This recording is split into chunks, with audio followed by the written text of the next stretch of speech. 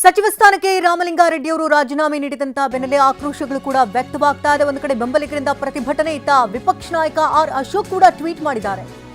ಕನ್ನಡಿಗರು ಸೂರ್ಯ ಹುಟ್ಟದ ದಿನವನ್ನ ನೋಡಬಹುದು, ಆದ್ರೆ ಕಾಂಗ್ರೆಸ್ ಒಳಜಗಳ ನೋಡೋದಕ್ಕೆ ಸಾಧ್ಯವೇ ಇಲ್ಲ ಅಂತ ವ್ಯಂಗ್ಯವಾಡಿದ್ದಾರೆ. ಡಿಕೆ ಸರ್ಕಾರದ ನಿತ್ಯ ಕಚ್ಚಾಟಕ್ಕೆ ತೇಪೆ ಹಚ್ಚೋದಕ್ಕೆ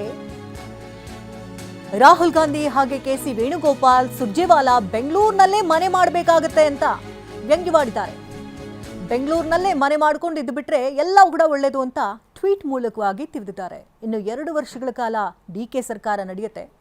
ಶಿವಕುಮಾರ್ ಸರ್ಕಾರದ ಈ ನಿತ್ಯ ಕಚ್ಚಾಟಕ್ಕೆ ತೇಪೆ ಹಚ್ಚೋದಕ್ಕೆ ರಾಹುಲ್ ಗಾಂಧಿ, ಕೆಸಿ ವೇಣುಗೋಪಾಲ್, ರಣದೀಪ್ ಸಿಂಗ್ ಸುರ್ಜೇವಾಲಾ ಅವರೆಲ್ಲರೂ ಕೂಡ ಬೆಂಗಳೂರಿನಲ್ಲಿ ಒಂದು ಮನೆ ಮಾಡಿಕೊಂಡ್ರೆ ಇಲ್ಲೇ ಇದ್ದು ಬಿಟ್ರೆ ಒಳ್ಳೇದು, ಈ ಸಮಸ್ಯೆಗಳಂತೂ ಬಗೆಹರಿಯೋ ರೀತಿಯಲ್ಲಿ ಕಾಣಿಸ್ತಾ ಇಲ್ಲ ಅಂತ ಅಶೋಕ್ ಟ್ವೀಟ್ ಮೂಲಕವಾಗಿ ಕಾಂಗ್ರೆಸ್ಗೆ ತಿವಿದು ವ್ಯಂಗ್ಯವಾಡಿದ್ದಾರೆ. ಒಂದು ಕಡೆ ಸಚಿವ ಸ್ಥಾನಕ್ಕೆ ರಾಮಲಿಂಗಾರೆಡ್ಡಿ ಅವರು ರಾಜೀನಾಮೆ ಕೊಟ್ಟಂತಹ ಸಂದರ್ಭದಲ್ಲಿ ಎಐಸಿಸಿಯ ಕಾರ್ಯದರ್ಶಿ ಅವರ ಕಾರಿಗೆ ಮುತ್ತಿಗೆ ಹಾಕಿರುವಂತಹ ಪ್ರತಿಭಟನಾಕಾರರನ್ನು ನೋಡ್ತಾ ಇದ್ದೀವಿ. ಆಪ್ತೇಷ್ಟರು, ಬೆಂಬಲಿಗರು ಆಕ್ರೋಶಗಳನ್ನು ಕೂಗಿ ತಮ್ಮ ನಾಯಕನಿಗೆ ಅನ್ಯಾಯವಾಗಿದೆ ಅಂತ ಆಕ್ರೋಶವನ್ನು ವ್ಯಕ್ತಪಡಿಸಿದ್ದಾರೆ. ಇತ್ತ ವಿಪಕ್ಷ ನಾಯಕ ಅಶೋಕ್ ಕೂಡ ಟ್ವೀಟ್ ಮೂಲಕವಾಗಿ ರಾಮಲಿಂಗಾರೆಡ್ಡಿ ಅವರು ರಾಜೀನಾಮೆ ಕೊಟ್ಟಂತಹ ಬೆನ್ನಲ್ಲೇ ಸರ್ಕಾರದ ವಿರುದ್ಧ ವ್ಯಂಗ್ಯವಾಡಿದ್ದಾರೆ. ಈ ಸಮಸ್ಯೆಗಳಂತೂ ಕಚ್ಚಾಟಗಳಂತೂ ಇಲ್ಲಿಗಂತೂ ಕೊನೆಗೊಳ್ಳೋದಿಲ್ಲ, ತೇಪೆ ಹಚ್ಚುವಂತಹ ಕೆಲಸವನ್ನು ಮುಂದುವರಿಸಬೇಕಾಗುತ್ತೆ ಹೈಕಮಾಂಡ್ ನಾಯಕರು ಅಂತ ಟ್ವೀಟ್ ಮಾಡಿದ್ದಾರೆ.